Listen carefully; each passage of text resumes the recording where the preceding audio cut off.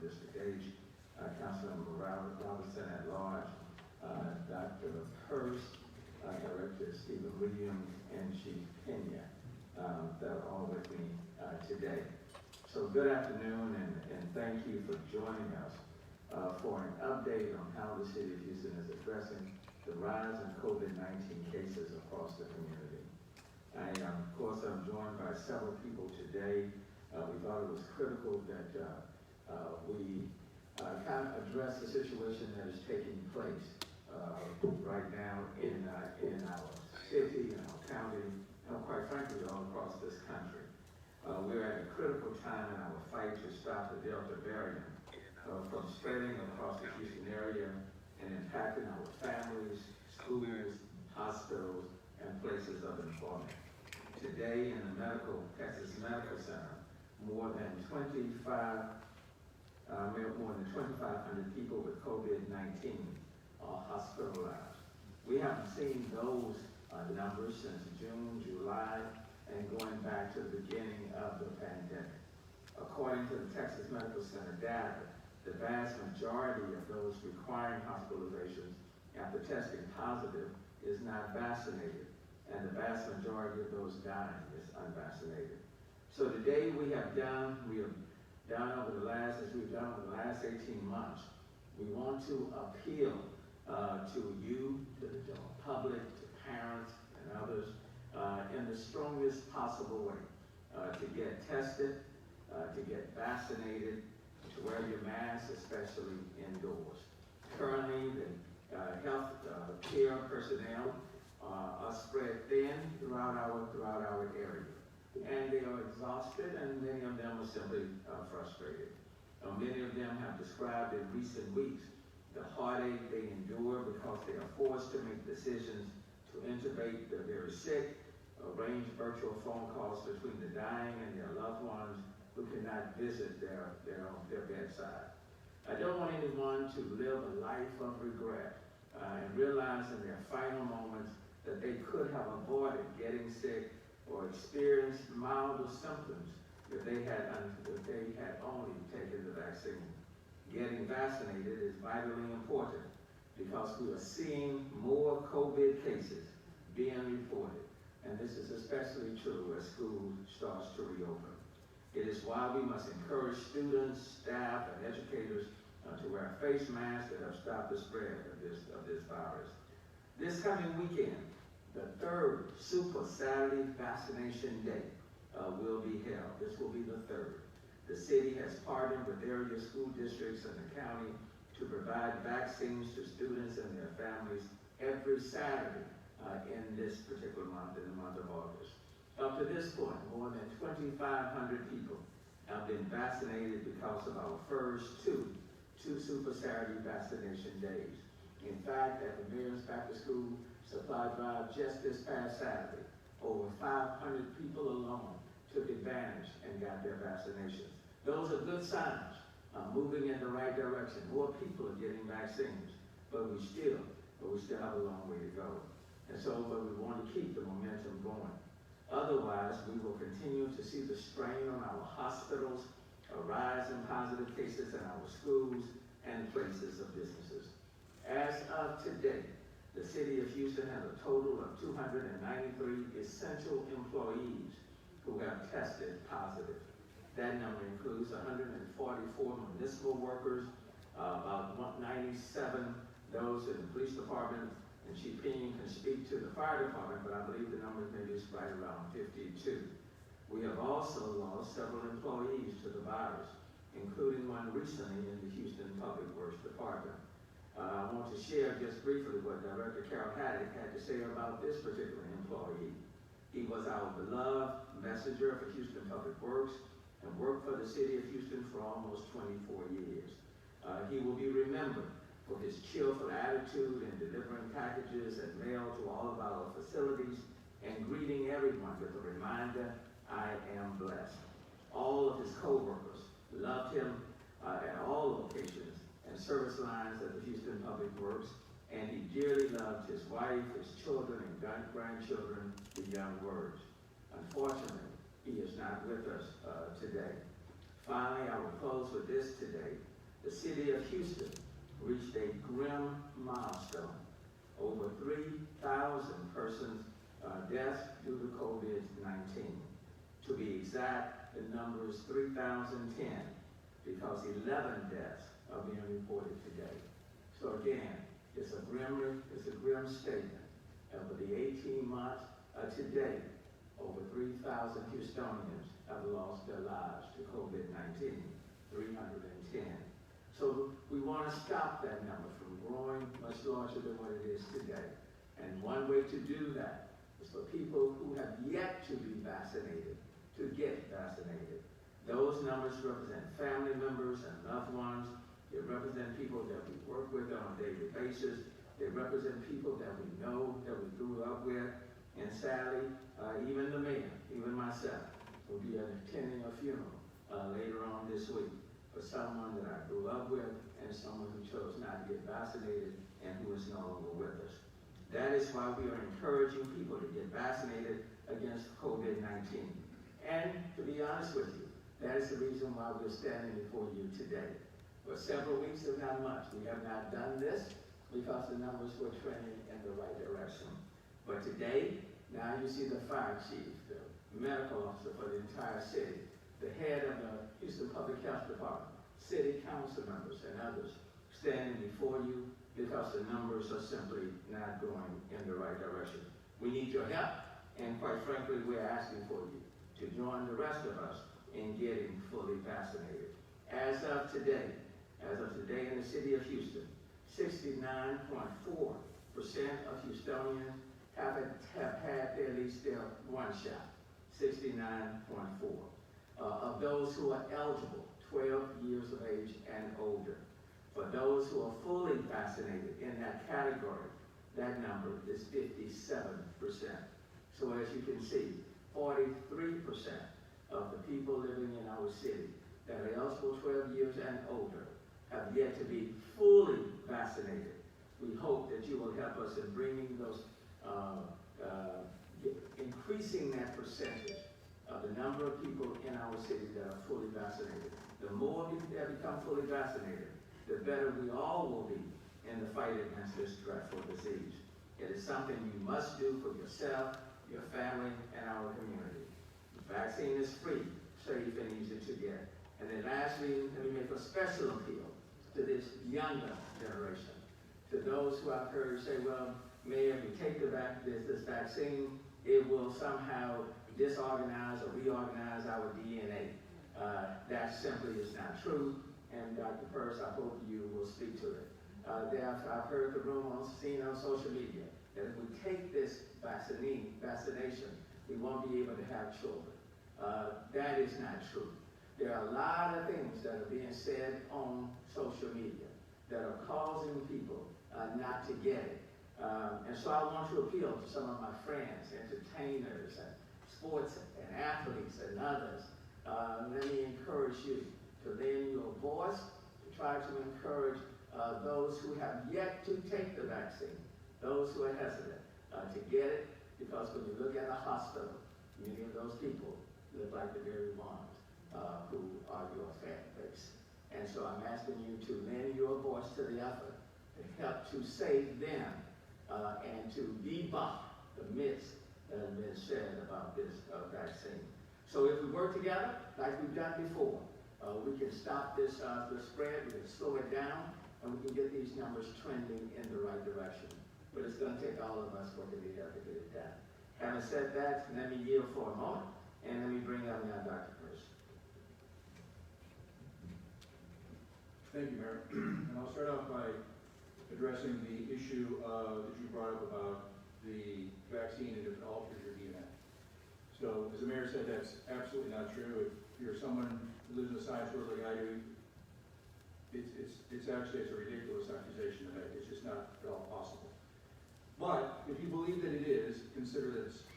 The vaccine is composed using 2% of the RNA of the virus itself, a 2% fragment. That fragment encodes for the spike protein that you heard so much about. So if you believe that that segment of RNA can somehow get into your DNA and alter it, Consider what would happen if you got infected with the virus and there's 98% more of it.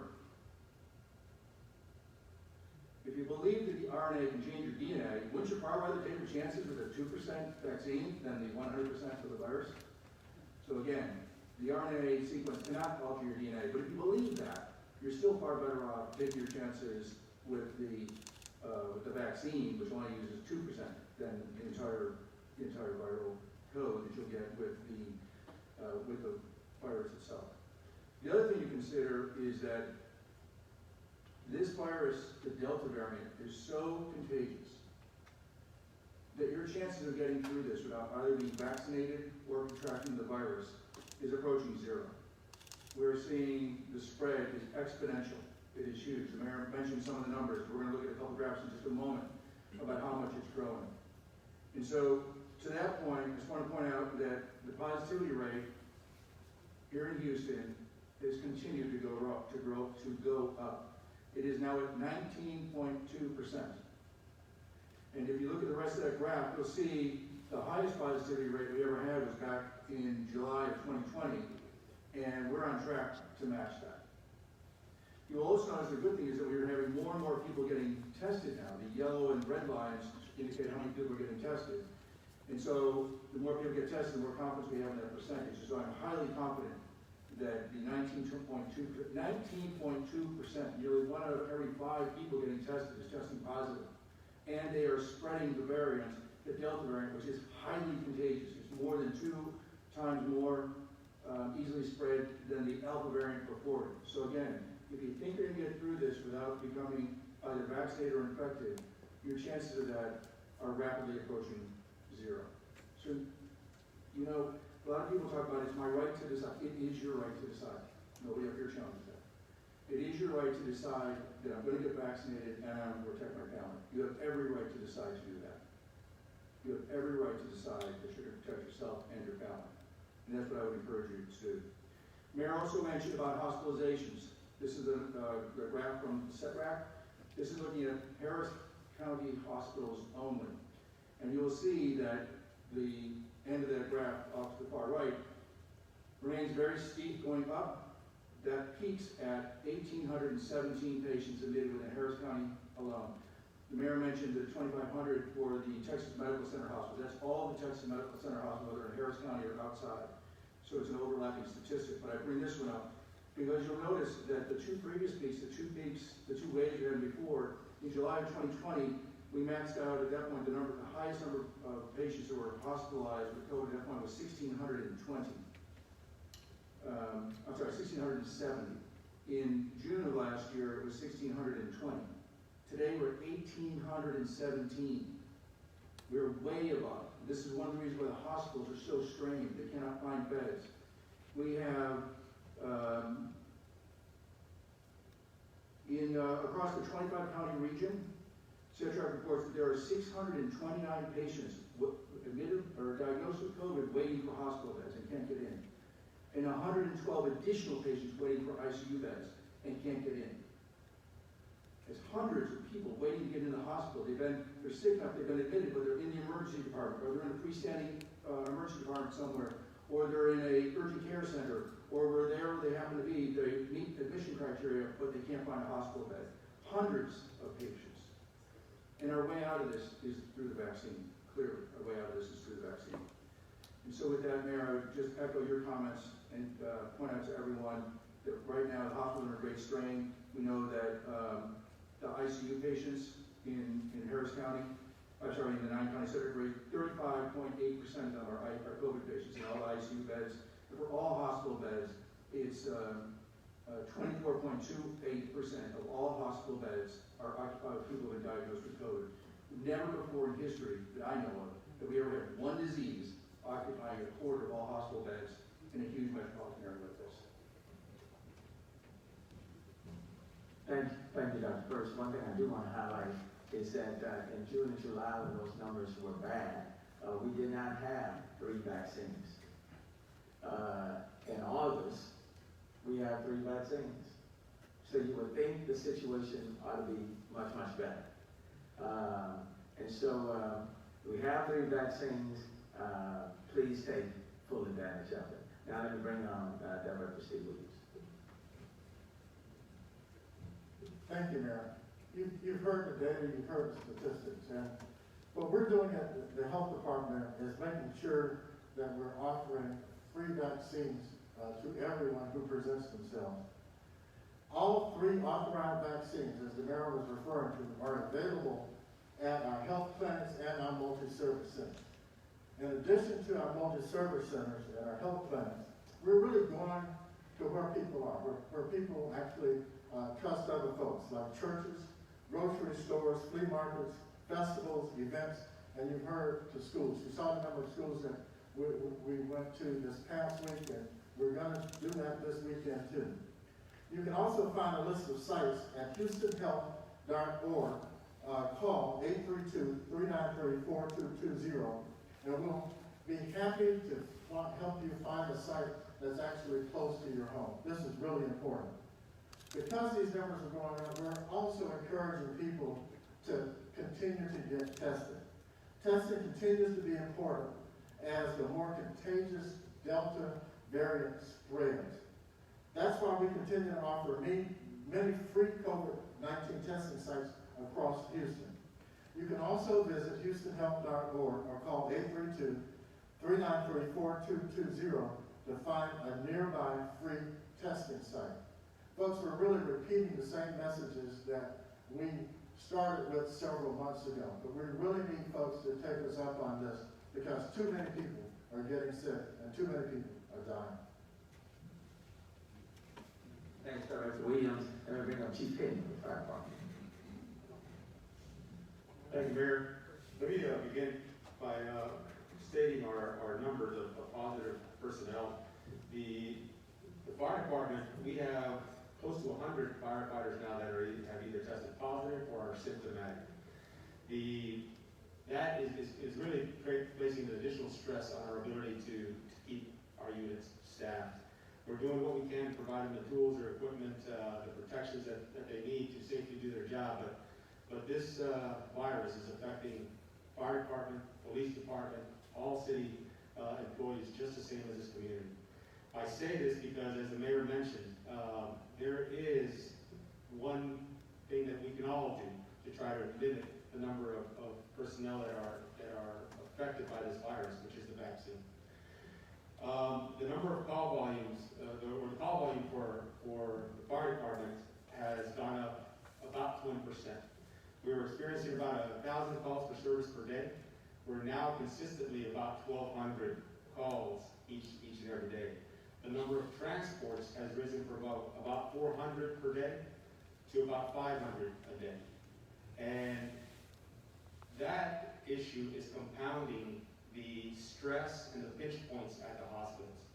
I want to stress that a 10, 15, 20-minute additional delay for us to transfer our patients from the ambulance to the ERs has a domino effect on the system and our ability to service the next call for an emergency. So this issue, this spike in coronavirus is not affecting only those that are sick or symptomatic with coronavirus. It's affecting all our other patients and calls for service. If you're involved in a motor vehicle accident, if you have a cardiac issue, diabetes, any other trauma, now we're going to be waiting a little bit longer for that emergency service to arrive. I say this not to cause panic or fear, but really to appeal to our community's better judgment. The mayor has mentioned it, Dr. Peirce has mentioned it, Director Williams has mentioned it, council has mentioned it. There is something that we can do to try to limit the effects of this virus. The vaccine has been deemed to be safe and efficient, and it can probably help you avoid dying from this disease process. So again, we want to encourage our community to do the right thing. Take advantage of the resources that are being provided. We've got a lot of people that are working really hard to make these resources available. It's a shame if we let it go to waste, and it's a bigger shame and a tragedy to lose a loved one to this vaccine or to this virus when there is something out there that can prevent that death. In Spanish? Voy voy a comunicar el número de bomberos que están afectados ahorita recientemente con el virus, el coronavirus. Tenemos más o menos 100 bomberos que están o positivos o tienen síntomas de este virus. Este número está poniendo bastante estrés en nuestro sistema para poder tener nuestras unidades listas para responder a esta comunidad. Aparte de eso, estamos viendo el número de llamadas que estamos recibiendo cada día. Ha aumentado un 20%. Lo que estábamos viendo era más o menos 1000 llamadas para servicio cada día. Ahora son constantemente 1200 llamadas por día. Este incremento de llamadas está poniendo un estrés adicional en el sistema médico, especialmente en las salas de espera de emergencia. Estamos viendo un incremento de más o menos unos 15 a 20 minutos adicionales para poder transferir nuestros pacientes de nuestras camillas a la sala de espera de emergencia. Eso está causando una demora en responder a la siguiente emergencia en este sistema. Es lo que estamos pidiendo hoy, el alcalde, lo que está pidiendo el doctor Peirce, el director Williams del Departamento de Salud y los consejeros aquí están pidiendo a nuestra comunidad que tomen la oportunidad de tomar la vacuna. La vacuna es eficaz y puede prevenir una enfermedad seria o posiblemente que uno muera de este virus. Las vacunas son absolutamente gratuitas. Queremos que ustedes usen estos recursos, que tomen las prevenciones adecuadas antes de que se necesite el servicio de emergencia. Gracias. Thank you, Chief. And it is important for everyone who can to be vaccinated. It's all hands on deck. I mean, that's where we are. It's all hands on deck. And so I certainly am soliciting the support of all of our council members, district council members, and large council members representing District C. Let me start off with that, Ken. Mayor, thank you. We absolutely stand with you and the city and imploring everyone right now to get the vaccine. Or if you're not going to get the vaccine, quite frankly, stay home. Support businesses and do what you can from home, but please protect the community right now. When you hear the hospital numbers, one thing that I wanted to spotlight is the fact that we have seen more pediatric infections across the board, but also in terms of capacity at our children's hospitals. During the past surges, we were able to actually use extra beds in, for example, Texas Children's for adults. This time we cannot. Our hospitals are at capacity and our children are being infected. The school starting now, it is imperative to set aside personal desires and what I would call actually selfish behavior to protect the children who are dying, who are being infected, and it's not just from COVID. Dr. Peirce may be able to speak to this, but we have long-term COVID. We also have MISC, which is cardiovascular problems that are staying with our kids even longer. So it is imperative as school starts to protect our children, to protect the community. And Mayor, thank you for your leadership and to all of our department directors and healthcare workers who are fighting on the front lines right now. Thank you. And District H, call assistance. Thank you, Mayor. When you mentioned that it's all hands on deck, it just totally is. And it's some of the lessons we're learning is that shaming people doesn't get them there. And I think that our best shot really is to persuade people that you love you, that will listen to you, that will reconsider. So I think that's really where we are now. There are some people that are just being very stubborn about getting the vaccine, and it sounds like just making them feel guilty about it is not working so well. So please appeal to the people that you love and try to convince them. Thank you. Thank you. And now, Councilmember David Ross. Thank you, Mayor.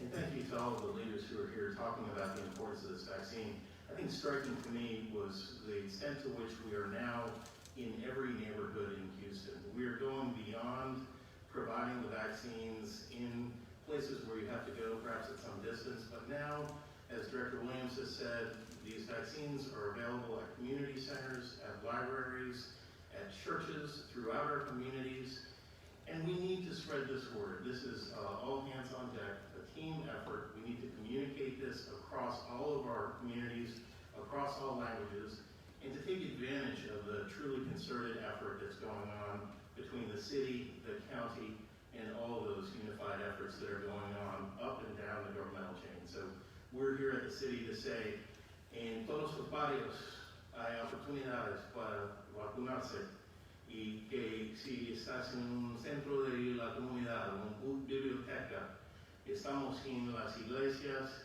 y estamos en todas las comunidades de la ciudad de Houston. Por eso es muy importante que comunicamos juntos y que estamos pasando la palabra de la oportunidad de todo el sistema que vacunarse.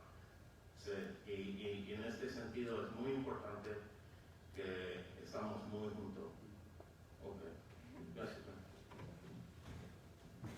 Thank you for saying that, Councilman Robinson. I was going to say it in Spanish, but since you said it, I don't need to repeat that in Spanish. Let me provide an update on the City County Emergency Rental Assistance Program, known as ERAP. Layoffs and unemployment have created financial challenges for many families who have struggled to pay rent during the pandemic. As of today, the Emergency Rental Assistance Program, ERAP, has paid and pledged $173.2 million and helped 45,663 households. That's $173 million, $173.2 million, and helped 45,663 households. $50 million remains in the Emergency Rental Assistance Program, and people needing help can apply for assistance at HoustonHarrisHelp.org. So please bear in mind, dollars are still available for rental assistance. Having said all of that, we'll stop if there are any questions, we'll take that. But it was just important for us to kind of come back again. You know, we were hoping that this phase would be over, but the virus is dictating the schedule. And those who are unvaccinated, ones who are being disproportionately impacted. So I'm going to share the sentiment of Councilmember Carlos Cisneros. It's not about shaming, and it's just about loving on you. It's because we love you that we continue to come before you, asking for you to get vaccinated so that you can be around to live up to your God-given potential and be with your family members and your friends. So please get vaccinated. We're here because we simply care. If there are any questions, we'll take them now. If not, first we're going to do questions on the virus and COVID-19. Do you have any questions? I got one more question for you. This is from KHOU. They asked you how many $25 gift cards were sent out. Not sure if you can call it. 1,900. 1900. And we're looking at increasing that amount. Okay. The question is from NTV. My question about the mayor, you mentioned 293 essential city employees test positive. Is that those people already previously got vaccinated? But most of those employees were unvaccinated. That's why for city employees, there is a mandatory mask requirement. You must wear your mask, especially indoors, if you are a city employee. But of that 293, probably most of them are unvaccinated. So for now, the city employee not mandated to get vaccine, right? There is no mandate to get vaccinated at this point. There is a requirement that you wear your mask when you're indoors and you cannot social distance in your office or in your space. Thank you. Thank you very much. Anything else? Mayor, I think the stations have some questions about another topic. If you want to take them now or. This will be good time. All right, I got questions from Antonio. They're asking if you were aware of the immigrant shelter on Harrisburg. We are aware and we have been addressing that situation. I think all of those individuals have been addressed. We're working to get them tested and then suitably located. Yes, I guess I'm aware. What would you say to those residents that there are concerns about not only the people that is arriving, but of well-being for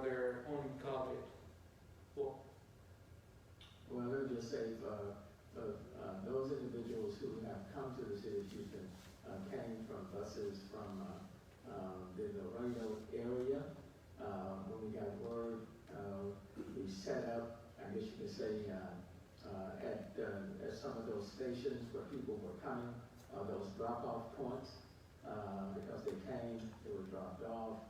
I certainly want to extend my thanks to Chief King with the fire department, Chief Uni with our Homeland Security, Director Williams with the health department, Terrence O'Neill with New Americans, and others who met them, made sure that they were properly placed, housed, tested, until a final disposition can be made. I've also had conversations, for example, with the Mayor of Laredo, and at this point, those transports have stopped.